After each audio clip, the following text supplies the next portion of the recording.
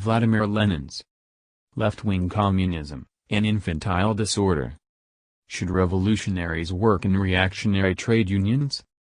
The German lefts consider that, as far as they are concerned, the reply to this question is an unqualified negative. In their opinion, declamations and angry outcries, such as uttered by K. Horner in a particularly solid and particularly stupid manner, against reactionary and counter-revolutionary trade unions are sufficient proof that it is unnecessary and even inexcusable for revolutionaries and communists to work in yellow, social chauvinist, compromising and counter-revolutionary trade unions of the Legion type. However firmly the German lefts may be convinced of the revolutionism of such tactics, the latter are in fact fundamentally wrong, and contain nothing but empty phrases. To make this clear, I shall begin with our own experience, in keeping with the general plan of the present pamphlet, which is aimed at applying to Western Europe whatever is universally practicable, significant and relevant in the history and the present-day tactics of Bolshevism. In Russia today, the connection between leaders, party, class and masses, as well as the attitude of the dictatorship of the proletariat and its party to the trade unions, are concretely as follows. The dictatorship is exercised by the proletariat organized in the Soviets. The proletariat is guided by the Communist Party of Bolsheviks, which, according to the figures of the latest Party Congress, April 1920, has a membership of 611,000. The membership varied greatly both before and after the October Revolution, and used to be much smaller, even in 1918 and 1919. 22. We are apprehensive of an excessive growth of the party, because careerists and charlatans, who deserve only to be shot, inevitably do all they can to insinuate themselves into the ranks of the ruling party. The last time we opened wide the doors of the party, to workers and peasants only, was when, in the winter of 1919, Yudenich was within a few versts of Petrograd, and Denikin was in Orel, about 350 versts from Moscow, that is, when the Soviet Republic was in mortal danger, and when adventurers, careerists, charlatans and unreliable persons generally could not possibly count on making a profitable career, and had more reason to expect the gallows and torture, by joining the Communists. 23. The party, which holds annual congresses, the most recent on the basis of one delegate per 1,000 members, is directed by a central committee of 19 elected at the Congress, while the current work in Moscow has to be carried on by still smaller bodies, known as the Organizing Bureau and the Political Bureau, which are elected at plenary meetings of the Central Committee, 5 members of the Central Committee to each bureau. This, it would appear, is a full-fledged oligarchy. No important political or organizational question is decided by any state institution in our republic without the guidance of the party's Central Committee. In its work, the party relies directly on the trade unions, which, according to the data of the last Congress, April 1920, now have a membership of over 4 million and are formally non-party. Actually, all the directing bodies of the vast majority of the unions, and primarily, of course, of the All-Russia General Trade Union Center or Bureau, the All-Russia Central Council of Trade Unions, are made up of communists and carry out all the directives of the party.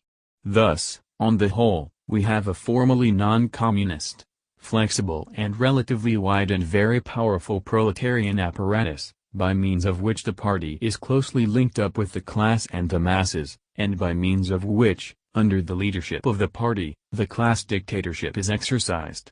Without close contacts with the trade unions, and without their energetic support and devoted efforts, not only in economic, but also in military affairs, it would of course have been impossible for us to govern the country and to maintain the dictatorship for 2.5 months, let alone 2.5 years. In practice, these very close contacts naturally call for highly complex and diversified work in the form of propaganda, agitation, timely and frequent conferences, not only with the leading trade union workers, but with influential trade union workers generally. They call for a determined struggle against the Mensheviks, who still have a certain though very small following to whom they teach all kinds of counter-revolutionary machinations, ranging from an ideological defense of bourgeois democracy and the preaching that the trade unions should be independent of proletarian state power, to sabotage of proletarian discipline, etc., etc. We consider that contacts with the masses through the trade unions are not enough.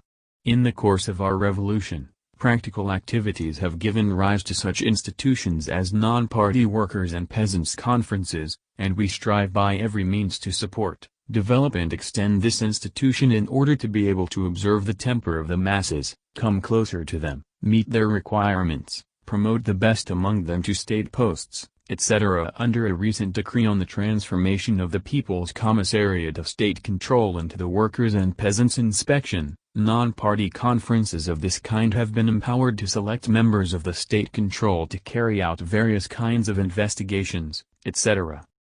Then, of course, all the work of the party is carried on through the Soviets, which embrace the working masses irrespective of occupation.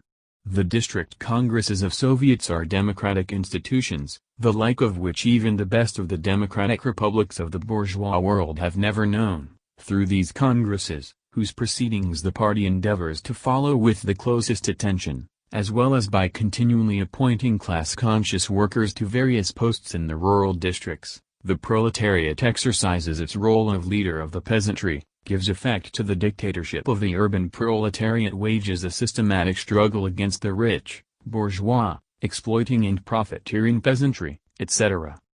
Such is the general mechanism of the proletarian state power viewed from above, from the standpoint of the practical implementation of the dictatorship.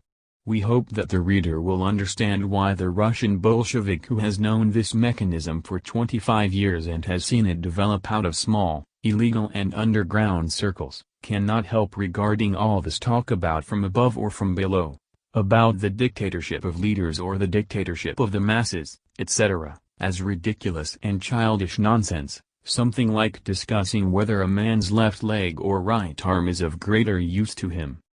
We cannot but regard as equally ridiculous and childish nonsense the pompous, very learned, and frightfully revolutionary disquisitions of the German lefts to the effect that communists cannot and should not work in reactionary trade unions, that it is permissible to turn down such work, that it is necessary to withdraw from the trade unions and create a brand new and immaculate workers' union invented by very pleasant, and, probably, for the most part very youthful, communists, etc., etc.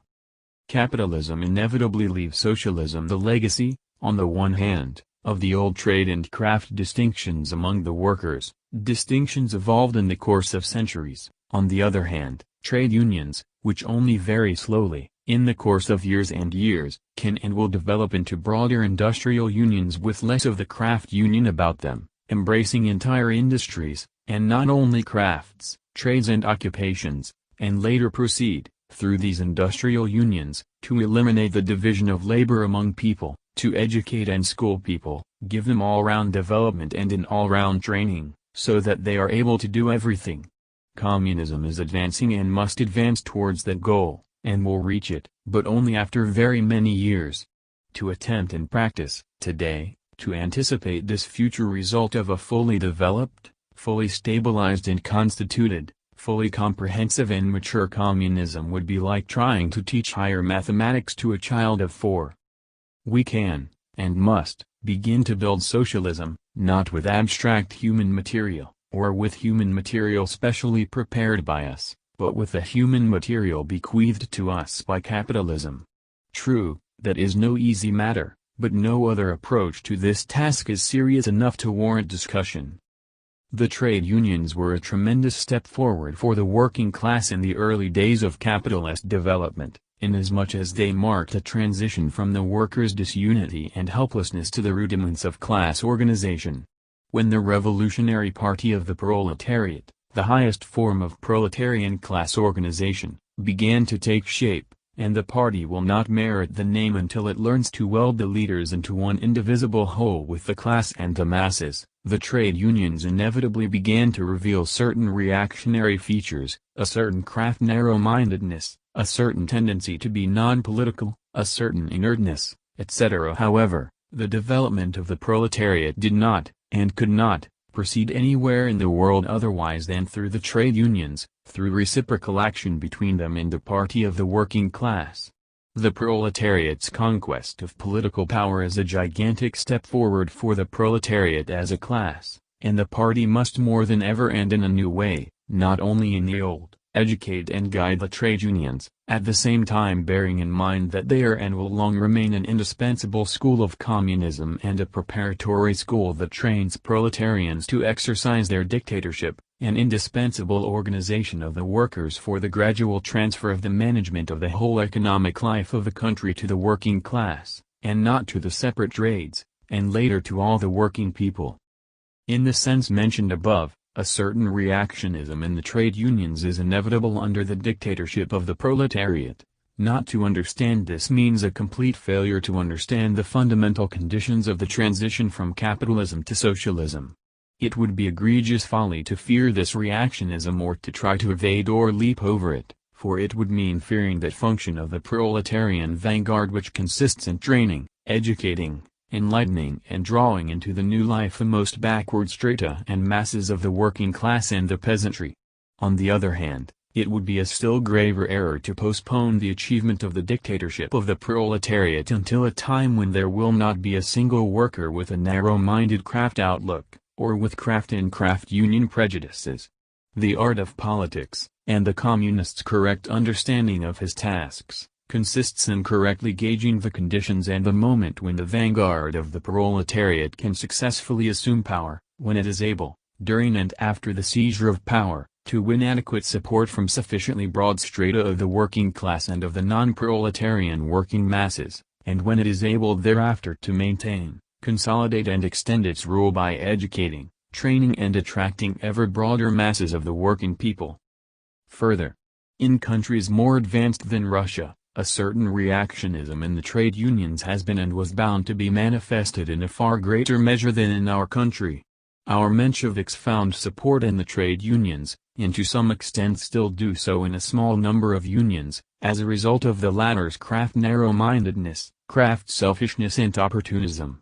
The Mensheviks of the West have acquired a much firmer footing in the trade unions. There the craft union, narrow-minded, selfish, case-hardened, covetous, and petty bourgeois labor aristocracy, imperialist-minded, and imperialist corrupted, has developed into a much stronger section than in our country. That is incontestable. The struggle against the Gomperses, and against the Jew hawks, Hendersons, Merms, Legions and Company in Western Europe is much more difficult than the struggle against our Mensheviks, who are an absolutely homogeneous social and political type. This struggle must be waged ruthlessly, and it must unfailingly be brought, as we brought it, to a point when all the incorrigible leaders of opportunism and social chauvinism are completely discredited and driven out of the trade unions. Political power cannot be captured, and the attempts to capture it should not be made, until the struggle has reached a certain stage. This certain stage will be different in different countries and in different circumstances. It can be correctly gauged only by thoughtful, experienced and knowledgeable political leaders of the proletariat in each particular country.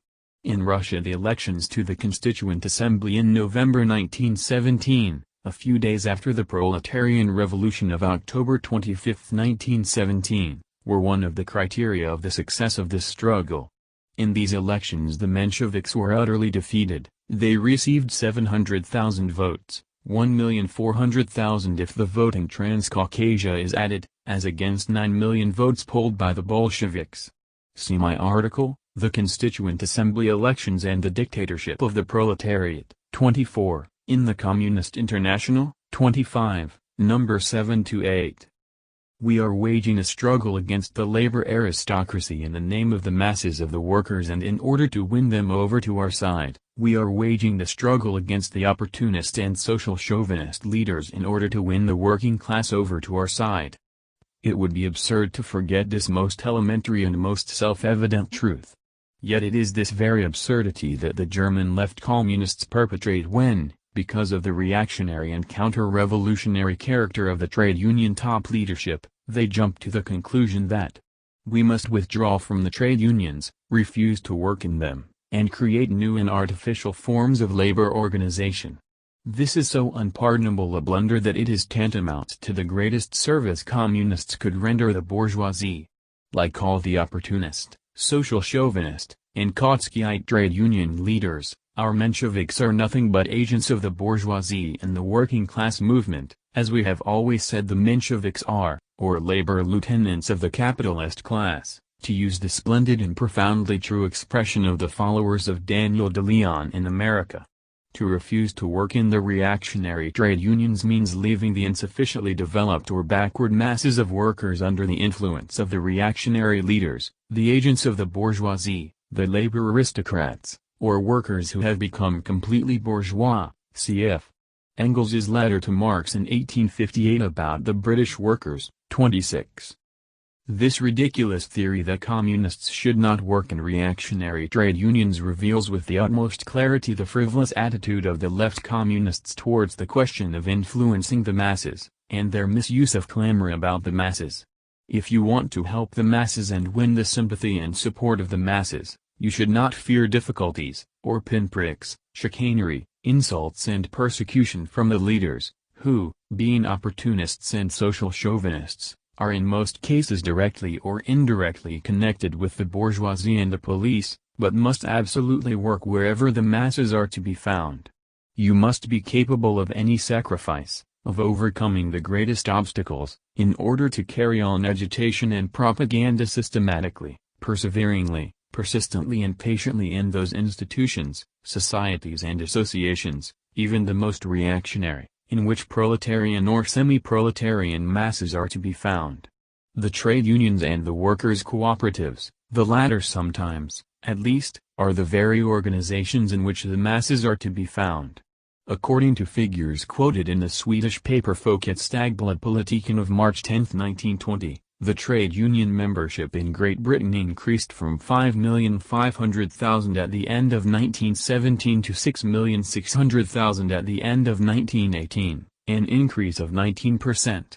Towards the close of 1919, the membership was estimated at 7,500,000.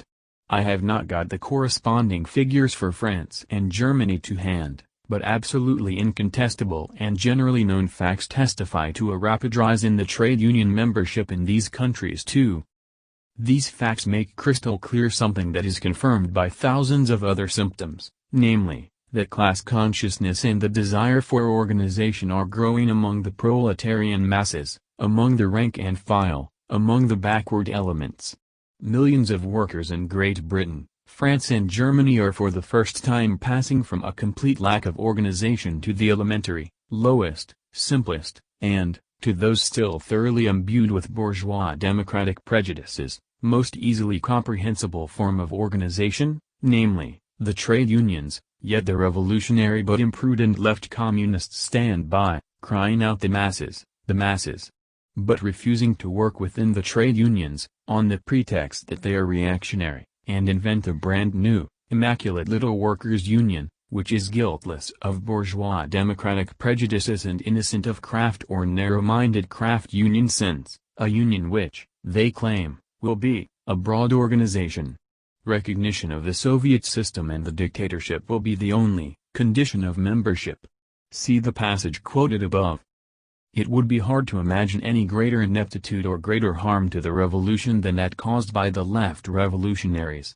Why, if we in Russia today, after 2.5 years of unprecedented victories over the bourgeoisie of Russia and the Entente, were to make recognition of the dictatorship a condition of trade union membership, we would be doing a very foolish thing, damaging our influence among the masses, and helping the Mensheviks. The task devolving on communists is to convince the backward elements, to work among them, and not to fence themselves off from them with artificial and childishly left slogans. There can be no doubt that the Gomperses, the Hendersons, the John Hawks and the Legions are very grateful to those left revolutionaries who, like the German opposition on principle, heaven preserve us from such principles. Or like some of the revolutionaries in the American Industrial Workers of the World, 27, advocate quitting the reactionary trade unions and refusing to work in them. These men, the leaders of opportunism, will no doubt resort to every device of bourgeois diplomacy and to the aid of bourgeois governments, the clergy, the police and the courts, to keep communists out of the trade unions, oust them by every means, make their work in the trade unions as unpleasant as possible, and insult, bait and persecute them. We must be able to stand up to all this, agree to make any sacrifice, and even, if need be, to resort to various stratagems, artifices and illegal methods, to evasions and subterfuges, as long as we get into the trade unions, remain in them, and carry on communist work within them at all costs. Under Tsarism we had no legal opportunities whatsoever until 1905. However, when Zubetov, agent of the secret police, organized Black Hundred Workers' Assemblies and workingmen's societies for the purpose of trapping revolutionaries and combating them, we sent members of our party to these assemblies and into these societies. I personally remember one of them, Comrade Babushkin, a leading St. Petersburg factory worker, shot by order of the Tsar's generals in 1906. They established contacts with the masses, were able to carry on their agitation, and succeeded in wresting workers from the influence of Zubetov's agents. For of course, in Western Europe, which is imbued with most deep-rooted legalistic, constitutionalist and bourgeois democratic prejudices, this is more difficult of achievement. However, it can and must be carried out, and systematically at that. The Executive Committee of the Third International must, in my opinion, positively condemn, and call upon the next Congress of the Communist International to condemn both the policy of refusing to work in reactionary trade unions in general, explaining in detail why such refusal is unwise, and what extreme harm it does to the cause of the proletarian revolution, and, in particular, the line of conduct of some members of the Communist Party of Holland, who, whether directly or indirectly, overtly or covertly, wholly or partly, it does not matter, have supported this erroneous policy. The Third International must break with the tactics of the Second International. It must not evade or play down points at issue, but must pose them in a straightforward fashion. The whole truth has been put squarely to the independents. The whole truth must likewise be put squarely to the left communists. Should we participate in bourgeois parliaments? It is with the utmost contempt, and the utmost levity, that the German left communists reply to this question in the negative. Their arguments? In the passage quoted above we read, All reversion to parliamentary forms of struggle, which have become historically and politically obsolete, must be emphatically rejected. This is said with ridiculous pretentiousness, and is patently wrong. Reversion to parliamentarianism, forsooth. Perhaps there is already a Soviet Republic in Germany? It does not look like it. How, then, can one speak of reversion? Is this not an empty phrase? Parliamentarianism has become historically obsolete. That is true in the propaganda sense. However, everybody knows that this is still a far cry from overcoming it in practice. Capitalism could have been declared, and with full justice, to be historically obsolete many decades ago, but that does not at all remove the need for a very long and very persistent struggle on the basis of capitalism. Parliamentarianism is historically obsolete from the standpoint of world history, that is, the era of bourgeois parliamentarianism is over, and the era of the proletarian dictatorship has begun. That is incontestable. But world history is counted in decades. 10 or 20 years earlier or later makes no difference when measured with the yardstick of world history. From the standpoint of world history it is a trifle that cannot be considered even approximately. But for that very reason, it is a glaring theoretical error to apply the yardstick of world history to practical politics. Is parliamentarianism politically obsolete? That is quite a different matter. If that were true, the position of the lefts would be a strong one. But it has to be proved by a most searching analysis, and the lefts do not even know how to approach the matter. In the Theses on Parliamentarianism, published in the Bulletin of the Provisional Bureau in Amsterdam of the Communist International No. 1, February 1920, and obviously expressing the Dutch left or left Dutch strivings, the analysis, as we shall see, is also hopelessly poor. In the first place, contrary to the opinion of such outstanding political leaders as Rosa Luxemburg and Karl Liebknecht, the German lefts, as we know, considered parliamentarianism politically obsolete even in January 1919. We know that the lefts were mistaken. This fact alone utterly destroys, at a single stroke, the proposition that parliamentarianism is politically obsolete. It is for the lefts to prove why their error, indisputable at that time, is no longer an error. They do not and cannot produce even a shred of proof. A political party's attitude towards its own mistakes is one of the most important and surest ways of judging how earnest the party is and how it fulfills in practice its obligations towards its class and the working people. Frankly acknowledging a mistake, ascertaining the reasons for it, analyzing the conditions that have led up to it, and thrashing out the means of its rectification, that is the hallmark of a serious party, that is how it should perform its duties, and how it should educate and train its class, and then the masses. By failing to fulfill this duty and give the utmost attention and consideration to the study of their patent terror, the lefts in Germany, and in Holland, have proved that they are not a party of a class, but a circle, not a party of the masses, but a group of intellectualists and of a few workers who ape the worst features of intellectualism. Second, in the same pamphlet of the Frankfurt group of lefts, which we have already cited in detail, we read. The millions of workers who still follow the policy of the Center, the Catholic Center Party, are counter-revolutionary.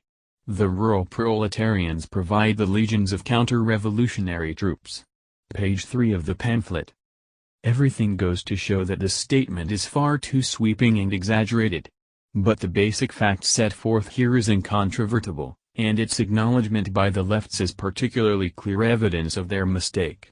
How can one say that parliamentarianism is politically obsolete, when millions and legions of proletarians are not only still in favor of parliamentarianism in general, but are downright counter-revolutionary? It is obvious that parliamentarianism in Germany is not yet politically obsolete. It is obvious that the lefts in Germany have mistaken their desire, their politico-ideological attitude, for objective reality. That is a most dangerous mistake for revolutionaries to make. In Russia, where, over a particularly long period and in particularly varied forms, the most brutal and savage yoke of Tsarism produced revolutionaries of diverse shades, revolutionaries who displayed amazing devotion, enthusiasm, heroism and willpower. In Russia we have observed this mistake of the revolutionaries at very close quarters, we have studied it very attentively and have a first-hand knowledge of it. That is why we can also see it especially clearly in others. Parliamentarianism is of course politically obsolete to the communists in Germany, but, and that is the whole point, we must not regard what is obsolete to us as something obsolete to a class, to the masses. Here again we find that the lefts do not know how to reason, do not know how to act as the party of a class, as the party of the masses. You must not sink to the level of the masses, to the level of the backward strata of the class. That is incontestable. You must tell them the bitter truth. You are in duty bound to call their bourgeois democratic and parliamentary prejudices what they are, prejudices. But at the same time you must soberly follow the actual state of the class consciousness and preparedness of the entire class, not only of its communist vanguard, and of all the working people, not only of their advanced elements. Even if only a fairly large minority of the industrial workers, and not millions and legions, follow the lead of the Catholic clergy, and a similar minority of rural workers follow the landowners and kulaks, gross pay earn, it undoubtedly signifies that parliamentarianism in Germany has not yet politically outlived itself, that participation in parliamentary elections and in the struggle on the parliamentary rostrum is obligatory on the party of the revolutionary proletariat specifically for the purpose of educating the backward strata of its own class, and for the purpose of awakening and enlightening the undeveloped, downtrodden and ignorant rural masses.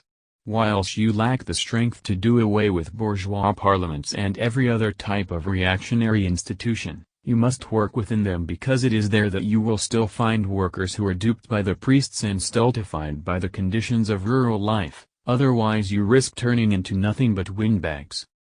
Third, the left communists have a great deal to say in praise of us Bolsheviks. One sometimes feels like telling them to praise us less and to try to get a better knowledge of the Bolsheviks' tactics. We took part in the elections to the Constituent Assembly, the Russian bourgeois parliament, in September to November 1917. Were our tactics correct or not? If not, then this should be clearly stated and proved, for it is necessary in evolving the correct tactics for international communism. If they were correct, then certain conclusions must be drawn. Of course, there can be no question of placing conditions in Russia on a par with conditions in Western Europe. But as regards the particular question of the meaning of the concept that parliamentarism has become politically obsolete, due account should be taken of our experience, for unless concrete experience is taken into account, such concepts very easily turn into empty phrases. In September to November 1917, did we, the Russian Bolsheviks, not have more right than any Western communists to consider that parliamentarism was politically obsolete in Russia? Of course we did, for the point is not whether bourgeois parliaments have existed for a long time or a short time, but how far the masses of the working people are prepared, ideologically, politically and practically, to accept the Soviet system and to dissolve the bourgeois democratic parliament, or allow it to be dissolved. It is an absolutely incontestable and fully established historical fact that, in September to November 1917, the urban working class and the soldiers and peasants of Russia were, because of a number of special conditions, exceptionally well prepared to accept the Soviet system and to disband the most democratic of bourgeois parliaments. Nevertheless, the Bolsheviks did not boycott the Constituent Assembly, but took part in the elections both before and after the proletariat conquered political power. That these elections yielded exceedingly valuable, and to the proletariat, highly useful, political results has, I make bold to hope, been proved by me in the above-mentioned article, which analyzes in detail the returns of the elections to the Constituent Assembly in Russia. The conclusion which follows from this is absolutely incontrovertible. It has been proved that, far from causing harm to the revolutionary proletariat, participation in a bourgeois democratic parliament, even a few weeks before the victory of a Soviet republic and even after such a victory, actually helps that proletariat to prove to the backward masses why such parliaments deserve to be done away with. It facilitates their successful dissolution, and helps to make bourgeois parliamentarism politically obsolete.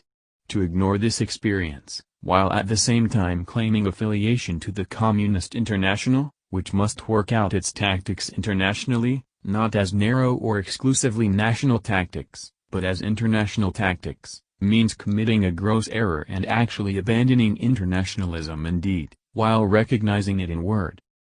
Now let us examine the Dutch left arguments in favor of non-participation in parliaments. The following is the text of thesis number 4, the most important of the above-mentioned Dutch theses.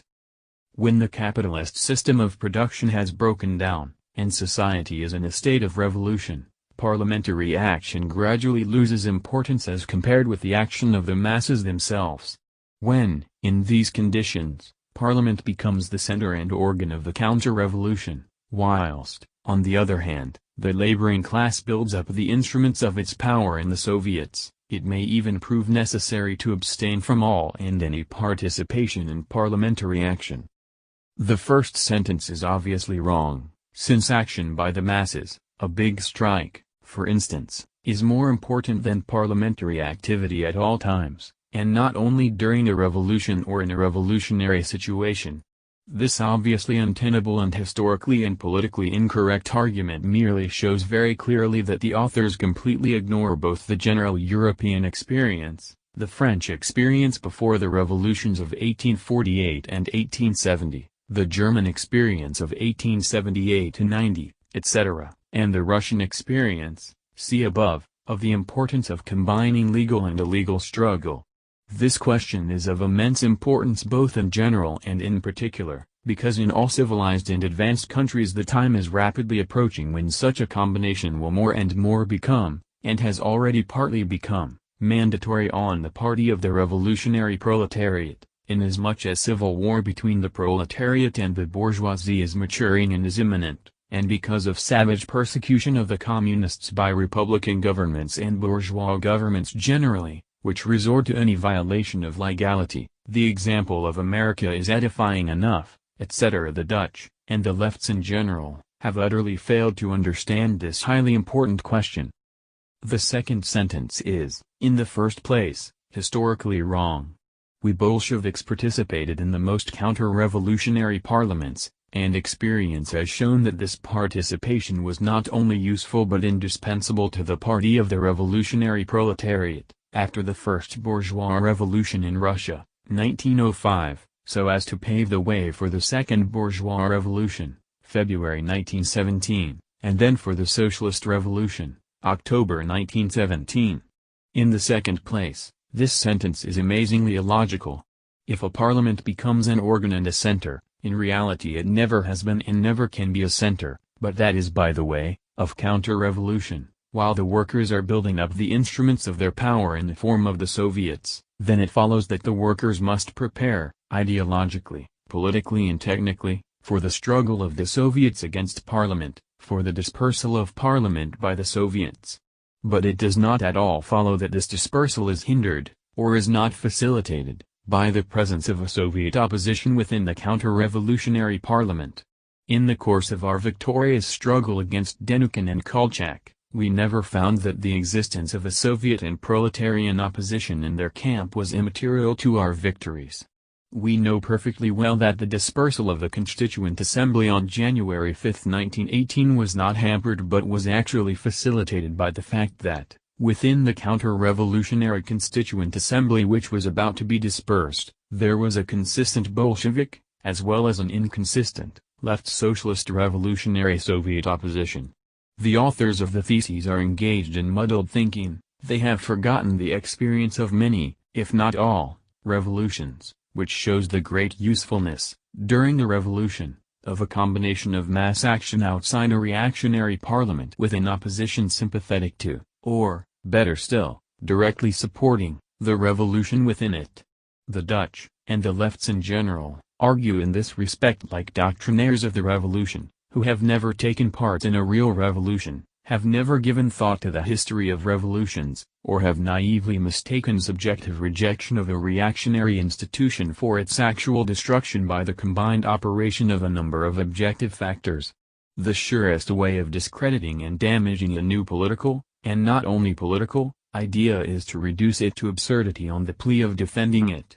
For any truth, if overdone, as Diogenes Sr. put it, if exaggerated, or if carried beyond the limits of its actual applicability, can be reduced to an absurdity, and is even bound to become an absurdity under these conditions. That is just the kind of disservice the Dutch and German lefts are rendering to the new truth of the Soviet form of government being superior to bourgeois democratic parliaments. Of course, anyone would be in error who voiced the outmoded viewpoint or in general considered it impermissible, in all and any circumstances, to reject participation in bourgeois parliaments. I cannot attempt here to formulate the conditions under which a boycott is useful, since the object of this pamphlet is far more modest, namely, to study Russian experience in connection with certain topical questions of international communist tactics. Russian experience has provided us with one successful and correct instance, 1905, and another that was incorrect, 1906, of the use of a boycott by the Bolsheviks. Analyzing the first case, we see that we succeeded in preventing a reactionary government from convening a reactionary parliament in a situation in which extra-parliamentary revolutionary mass action, strikes in particular, was developing at great speed, when not a single section of the proletariat and the peasantry could support the reactionary government in any way, and when the revolutionary proletariat was gaining influence over the backward masses through the strike struggle and through the agrarian movement. It is quite obvious that this experience is not applicable to present-day European conditions. It is likewise quite obvious, and the foregoing arguments bear this out, that the advocacy, even if with reservations, by the Dutch and the other lefts of refusal to participate in parliaments is fundamentally wrong and detrimental to the cause of the revolutionary proletariat. In Western Europe and America, Parliament has become most odious to the revolutionary vanguard of the working class. That cannot be denied. It can readily be understood, for it is difficult to imagine anything more infamous, vile or treacherous than the behavior of the vast majority of socialist and social democratic parliamentary deputies during and after the war.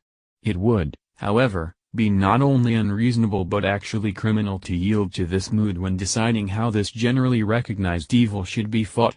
In many countries of Western Europe, the revolutionary mood, we might say, is at present a novelty, or a rarity, which has all too long been vainly and impatiently awaited, Perhaps that is why people so easily yield to that mood. Certainly, without a revolutionary mood among the masses, and without conditions facilitating the growth of this mood, revolutionary tactics will never develop into action. In Russia, however, lengthy, painful and sanguinary experience has taught us the truth that revolutionary tactics cannot be built on a revolutionary mood alone. Tactics must be based on a sober and strictly objective appraisal of all the class forces in a particular state, and of the states that surround it, and of all states the world over, as well as of the experience of revolutionary movements. It is very easy to show one's revolutionary temper merely by hurling abuse at parliamentary opportunism, or merely by repudiating participation in parliaments. Its very ease, however, cannot turn this into a solution of a very difficult, problem. It is far more difficult to create a really revolutionary parliamentary group in a European parliament than it was in Russia. That stands to reason. But it is only a particular expression of the general truth that it was easy for Russia, in the specific and historically unique situation of 1917, to start the socialist revolution, but it will be more difficult for Russia than for the European countries to continue the revolution and bring it to its consummation. I had occasion to point this out already at the beginning of 1918, and our experience of the past 2 years has entirely confirmed the correctness of this view. Certain specific conditions, viz., 1, the possibility of linking up the Soviet Revolution with the ending, as a consequence of this revolution, of the imperialist war, which had exhausted the workers and peasants to an incredible degree. 2. The possibility of taking temporary advantage of the mortal conflict between the world's two most powerful groups of imperialist robbers, who were unable to unite against their Soviet enemy. 3. The possibility of enduring a comparatively lengthy civil war, partly owing to the enormous size of the country and to the poor means of communication. 4. The existence of such a profound bourgeois democratic revolutionary movement among the peasantry that the party of the proletariat was able to adopt the revolutionary demands of the peasant party, the Socialist Revolutionary Party, the majority of whose members were definitely hostile to Bolshevism, and realize them at once, thanks to the conquest of political power by the proletariat. All these specific conditions do not at present exist in Western Europe, and a repetition of such or similar conditions will not occur so easily. Incidentally, apart from a number of other causes, that is why it is more difficult for Western Europe to start a socialist revolution than it was for us. To attempt to circumvent this difficulty by skipping the arduous job of utilizing reactionary parliaments for revolutionary purposes is absolutely childish. You want to create a new society, yet you fear the difficulties involved in forming a good parliamentary group made up of convinced, devoted and heroic communists, in a reactionary parliament. Is that not childish? If Karl Liebknecht in Germany and Z. Haugland in Sweden were able, even without mass support from below, to set examples of the truly revolutionary utilization of reactionary parliaments, why should a rapidly growing revolutionary mass party, in the midst of the post-war disillusionment and embitterment of the masses, be unable to forge a communist group in the worst of parliaments? It is because, in Western Europe, the backward masses of the workers and, to an even greater degree, of the small peasants are much more imbued with bourgeois democratic and parliamentary prejudices than they were in Russia. Because of that, it is only from within such institutions as bourgeois parliaments that communists can, and must, wage a long and persistent struggle, undaunted by any difficulties, to expose, dispel and overcome these prejudices. The German lefts complain of bad leaders in their party, give way to despair, and even arrive at a ridiculous negation of leaders. But in conditions in which it is often necessary to hide leaders underground, the evolution of good leaders, reliable, tested and authoritative, is a very difficult matter. These difficulties cannot be successfully overcome without combining legal and illegal work, and without testing the leaders, among other ways, in parliaments. Criticism, the most keen, ruthless and uncompromising criticism, should be directed, not against parliamentarianism or parliamentary activities, but against those leaders who are unable, and still more against those who are unwilling, to utilize parliamentary elections and the parliamentary rostrum in a revolutionary and communist manner. Only such criticism, combined, of course, with the dismissal of incapable leaders and their replacement by capable ones, will constitute useful and fruitful revolutionary work that will simultaneously train the leaders to be worthy of the working class and of all working people, and train the masses to be able properly to understand the political situation and the often very complicated and intricate tasks that spring from that situation. 5.